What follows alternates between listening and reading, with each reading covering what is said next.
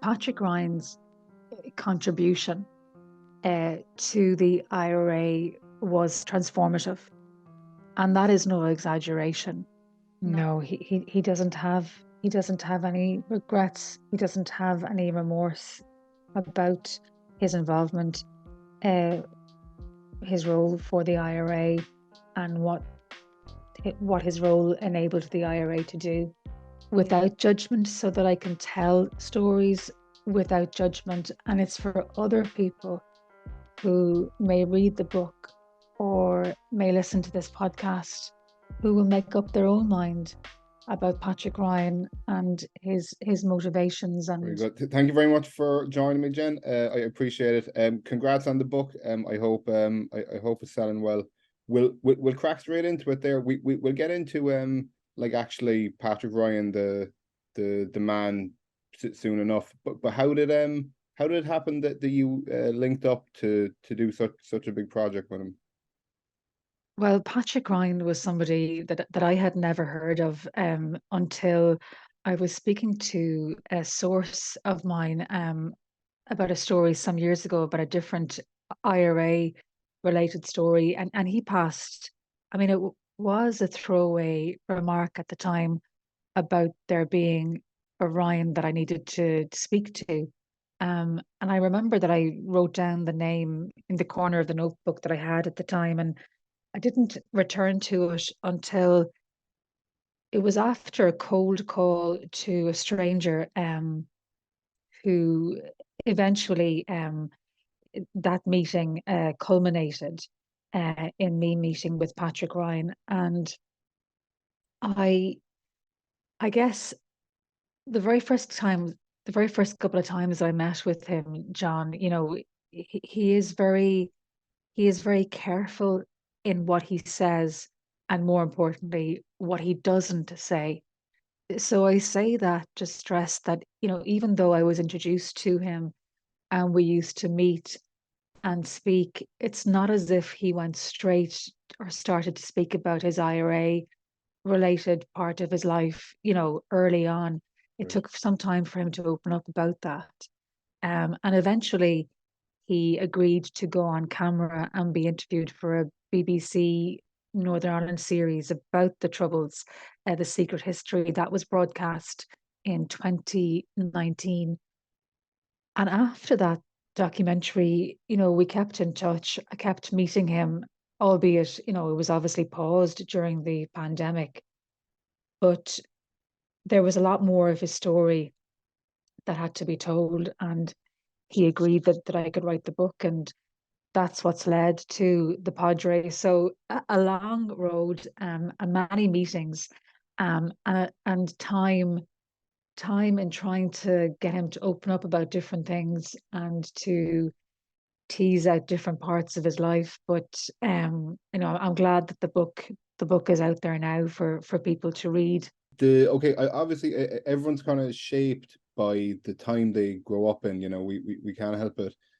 Patrick Ryan was born after the War of Independence and the Civil War. It was well finished by the time he was born, but long before the period known as the Troubles. Can you tell us a bit about maybe the people who would have influenced Patrick Ryan growing up, given that they were around during like the Civil War and the War of Independence?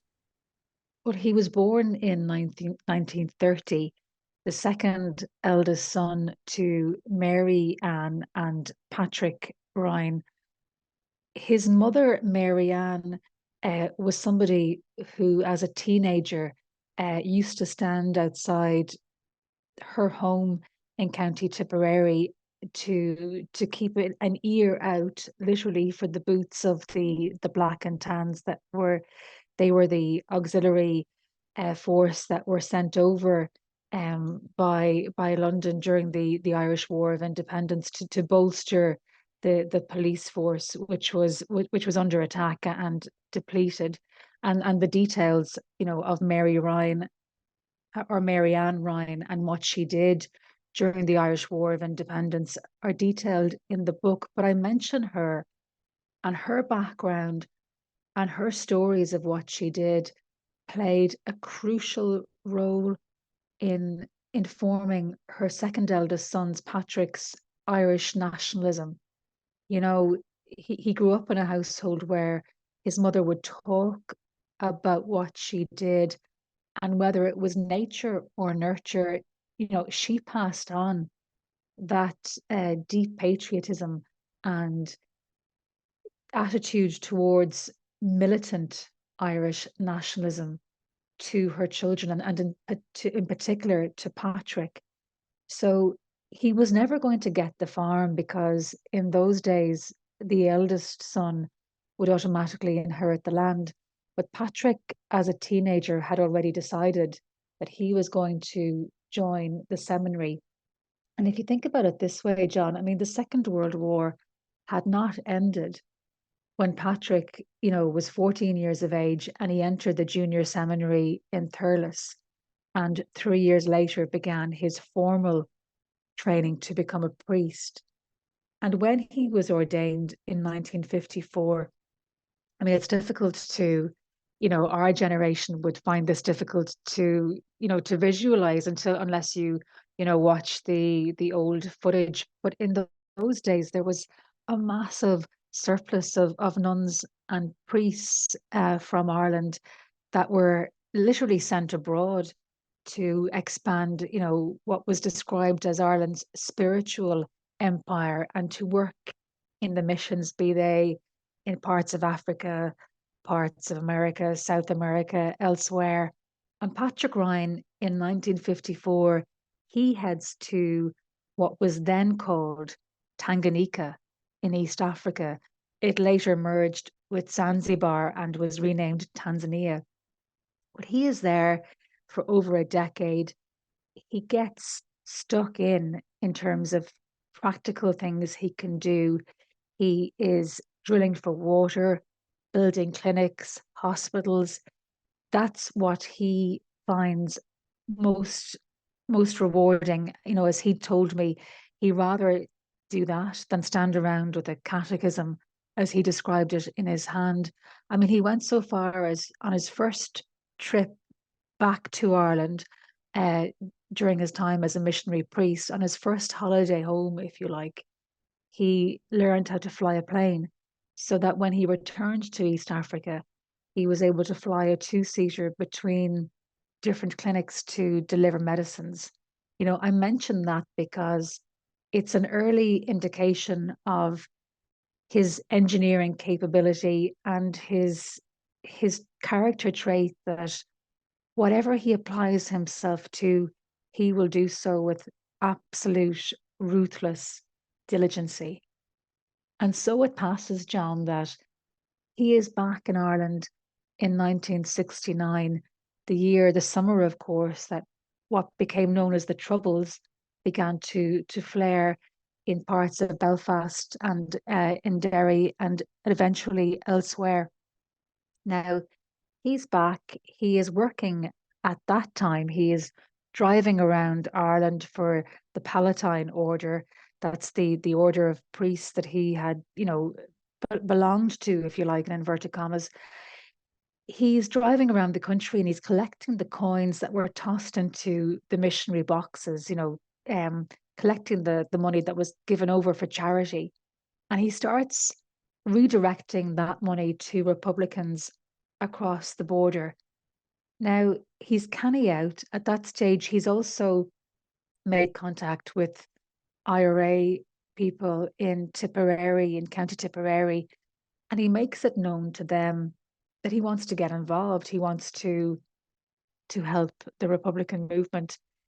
His superiors in the order, you know, clearly there's a shortfall in the money that's being collected, and he comes clean and he tells them, he says what he was up to. They are appalled and ask him to return to his missionary work, and he decides that he will step away from the church and give himself over, if you like, to the IRA. Oh, And yeah, I mean, an incredible move at that time. Now, clearly, there's a lot more detail in the book, in the Padre, about his time in East Africa, about his time in Tipperary, and beforehand, what led him to being in Ireland in 1969. But it is it is certainly an interesting path that led him to that point. Yeah, indeed. Okay, so would you mind going into like the extent to which he carried out work for the IRA? Never joined them, interestingly enough. But I mean, he did. God, he went way beyond collecting a bit of money. At one stage, even I think some of the timers that he sourced were in the bomb that Patrick McGee planted. That nearly got Margaret Thatcher in Brighton. His Patrick Ryan's contribution to the IRA was transformative, and that is no exaggeration.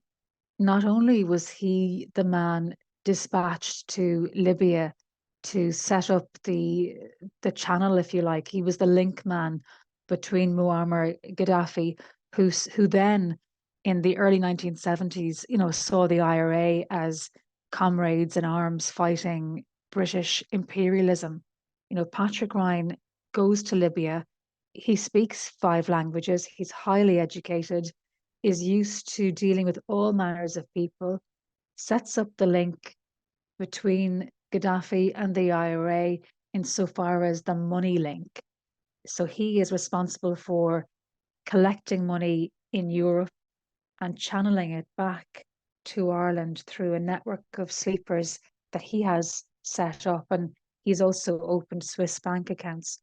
So transformative in terms of the money he provides, albeit from the Libyan regime to the IRA, many millions, he says.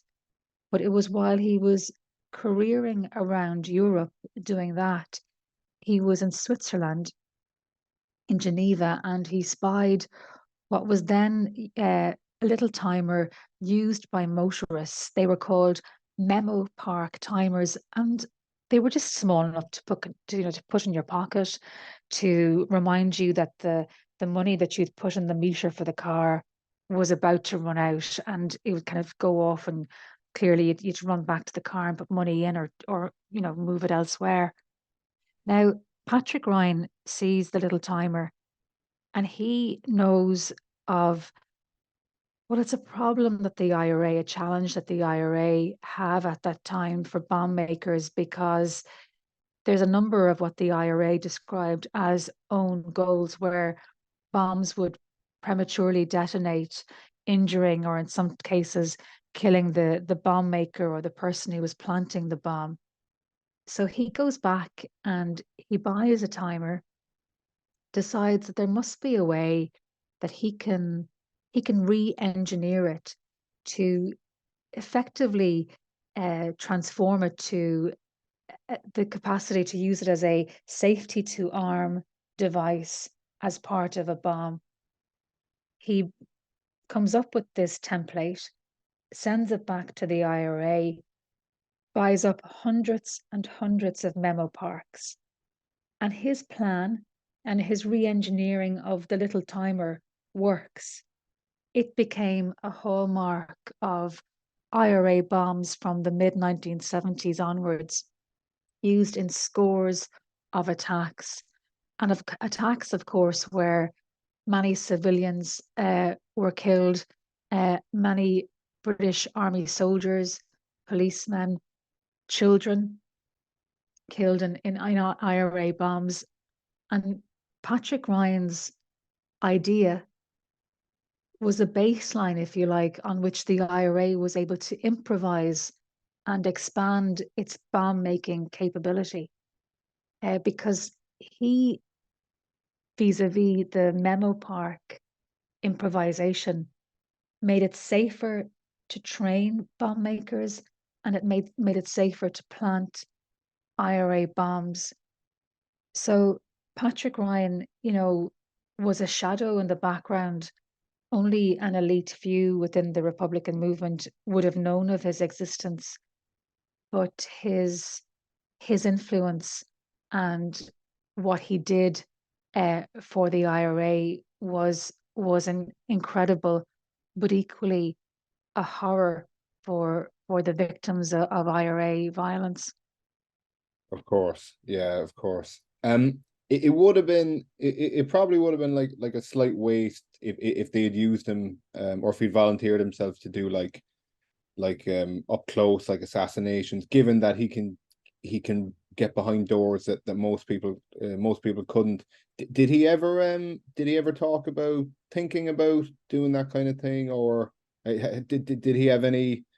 Would he have had the stomach for up close sort of violence? Not he obviously knew he was going to kill people with bombs, but it can be kind of out of sight and out of mind to a degree. He is a person who is absolutely, uh, ruthless in his determination when he dedicates himself to something. So when he was in his role for the IRA, he was essentially a money man, a type of fixer, a type of diplomat. He wasn't somebody who was ever meeting with active service units in Europe. Yes, he was meeting with senior IRA people in Europe, but he wasn't meeting a large number of people. He was cunning and he was crafty, and he says he was told from his intelligence contacts within the Libyan regime what was happening strategically within the IRA at different points. So Patrick Ryan was very much behind the scenes, but he had a hand in by proxy in many IRA attacks. Right, I gotcha. At one stage, he even like carried out like spying work for Libyan intelligence in order to kind of foster good relations. Can you tell us a little about that? Well, Patrick Ryan told me that he believed that for the relationship, if you like, between the Republican movement and the Libyan regime, for it to be profitable, there had to be a little bit of to and fro in terms of what the IRA could do for the Libyan regime at times. And he says he did try and encourage that at times within his IRA contacts and the few times he returned to Ireland, but he says that they were less keen to volunteer themselves to work for Libyan intelligence, for example, in London or elsewhere. But Patrick Ryan says he was more than willing to help if appropriate. And there was an occasion, he says, where he was asked to travel to Sicily, off the coast of Italy, and spy on an American base, um, on behalf of Libyan intelligence. Now, the detail of what happened is in the book, but it's an important facet of Patrick Ryan's character, in terms of he estimates and he takes his time to evaluate situations that he is in, and he takes his time to think about how best he can use a situation or a person to his advantage. And when he was traveling around Europe from the mid 1970s onwards and into the 1980s, I mean, that was a time of, Gaddafi was not only supplying finance to the IRA, he was also financing other terrorist organizations in Europe, such as ETA in terms of the Baader Meinhof gang in Germany, the Red Brigade also. So, you know, I mention that because Europe at that time would have been quite an intense place for spies and for intelligence personnel from all manners of countries. And Patrick Ryan was right in the middle of it too. You touched on something very interesting. I saw a quote, I believe from Ryan. It says Libyan intelligence was able to tell me more about what was going on in the IRA than McGuinness ever did. And this was particularly interesting given that I also read that he had a bit of mistrust for the kind of the upper echelons of the IRA command. You know, McGuinness. Can you tell us a little about that? I found that fascinating, that quote from him. Well, Patrick Ryan, when he returned to Ireland on the few occasions that he did, he was very much under the radar. You know, I say that because the point that he is making is that he's not sitting down with um, the Army Council discussing strategy and tactical maneuvers in terms of the IRA. He's meeting Martin McGuinness one to one, or in the story that's in the book with somebody else for a different matter, you know, for IRA business. Um, but he didn't trust Martin McGuinness. He didn't trust the leadership of the Republican movement, and it was his estimation that the Republican movement or the IRA at a senior level had been compromised, and was beset by uh, agents and informers within its own ranks. And that was his estimation, and he was very careful in what he did when he traveled in Europe and subsequently back in Ireland. But no, he didn't like Martin McGuinness on a personal basis, and a lot of that is also based on a run in that he had with Martin McGuinness in St. Stephen's Green in Dublin, and the detail of that is in the book. Very interesting. Very interesting. Did he when you spoke about like the lives that he didn't take directly, but he made possible the taking of many lives. Did he differentiate ever between civilian and military / government kind of targets? Because I know he's not at all remorseful about anything. He kind of I can't remember the exact quote, but he says he wishes he was more effective. So yeah, any differentiation between like civilian and like military targets? No, Really, he didn't go into any kind of nuance at all. No. no, he doesn't have any regrets. He doesn't have any remorse about his involvement, uh, his role for the IRA, and what his role enabled the IRA to do. His only regret is, and he says it in the book, that he regrets that the bombs he had a hand in weren't more effective. And that is a shocking statement for people to hear, and especially families of those who lost loved ones in IRA bombing attacks. Did you get the sense at all? This word gets thrown around quite a bit when we talk about kind of criminals and terrorism stuff. But did you get the sense at all that you were dealing with someone who might have like psychopathic tendencies, given that there's like an evident lack of empathy there? Um, I wrote the book, and I was very mindful, you know, not to, you know, Diagnose.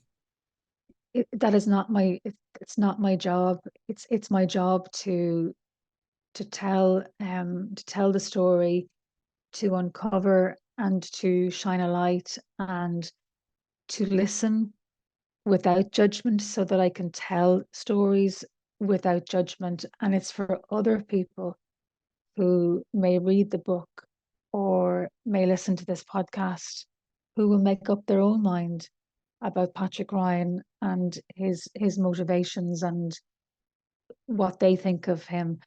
But my own view is not important in the telling of this story, and neither did I romanticize anything that Patrick Ryan was involved in.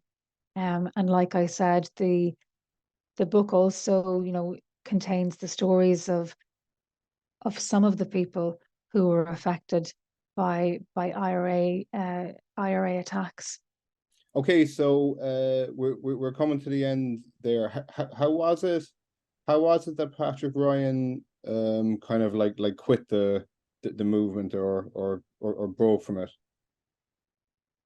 Well, Patrick Ryan was eventually tracked down in Belgium in 1988.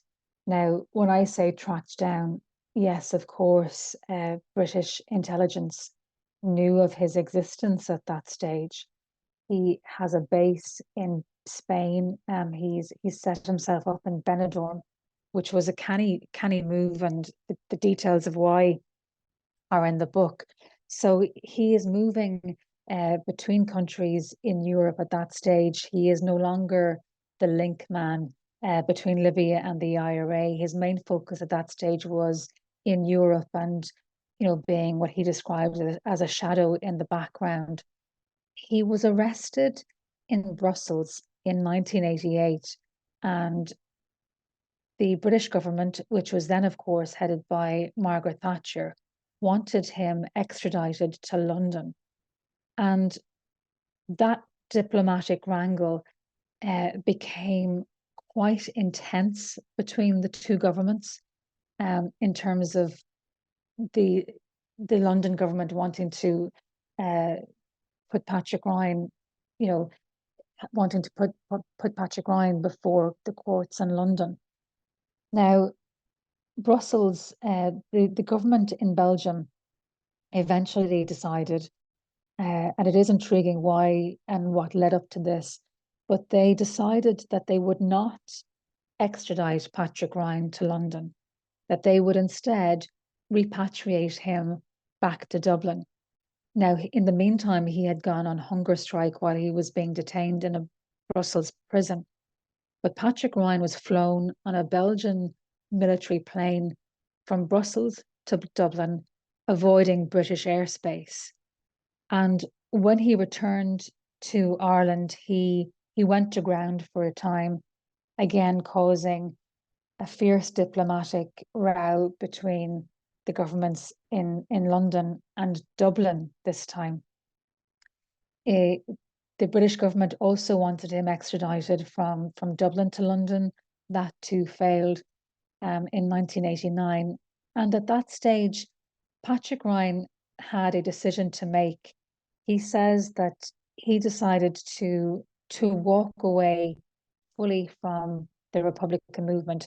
He said there was an opportunity to, as he describes it, set up another outfit, a breakaway group, a militant breakaway group.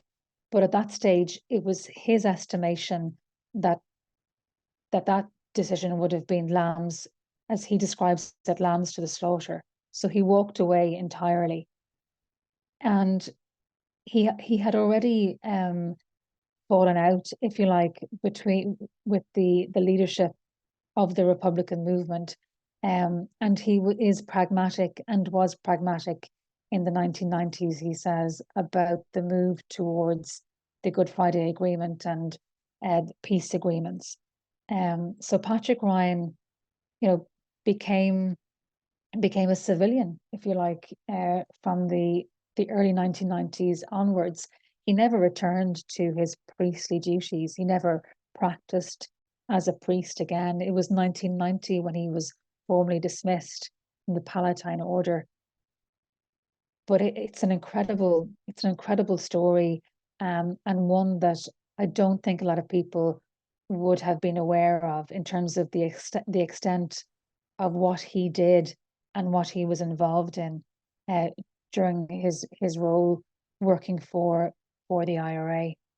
I was going to say, yeah, to call him a fascinating character would be an understatement. One small little thing, sorry, I'll let you go. How does he reconcile like Christianity and being a good Christian with everything he's done? Does he even, like, nowadays, does he still consider himself like a Christian who tries to live by the Ten Commandments and that kind of thing? Patrick Ryan is somebody who lives by his own code, and he is somebody who, he's 93 years of age now, and he is still he still is quite, the steeliness that would have been on display at times, during his earlier life. You can see it in flashes at times in conversations with him. Um, he is not a religious person, um, but he believes in whatever ideology he turns his attention to at whatever particular point in his life. He does so. You know, for years and years, he was dedicated to the Catholic Church and its teachings, albeit he was more interested in, you know, rolling up his sleeves and getting involved in a practical sense. But so too, when he gave himself over to the IRA, he gave all of himself over. You know, he was never not looking out for opportunities that could advance the cause of militant Irish republicanism. So Patrick Ryan, you know, he's an outwardly gentle person. He is mannerly. He is charismatic, but they are all the traits that he would have also employed many decades ago when he was traveling in Tripoli or traveling, you know, across the capitals of Europe on behalf of the IRA. Indeed. Jennifer, thank you very much. The insight you've given us into Patrick Ryan and the book. I'd highly encourage everyone to read it. I'll link it in both the YouTube and the podcast description. Is there anything you'd like to leave us with there as a parting thought? No, I'm really delighted to get the opportunity to speak to you. And, you know, if anybody has any feedback, you know, I'm on Twitter and people can, you know, can email me or give me any feedback about the book. And, you know, I really do hope that people come to it, you know, and read. You know, it is a very difficult part of Irish history, you know, for many people to read. And of course, it's not something that is in the past for many thousands of families who were, you know, affected by the IRA's campaign of violence, and also the families, you know, who were also affected in the wider Troubles violence. So, you know, it's history for so many, but it's not for a large number of people. Thank you very much. I hope the book sells well. Possibly, maybe. I mean, it does sound like the kind of thing that would make a great TV series or film. So maybe something like that in the future. John, thank you very much. Thank you. Thanks very much, Jennifer.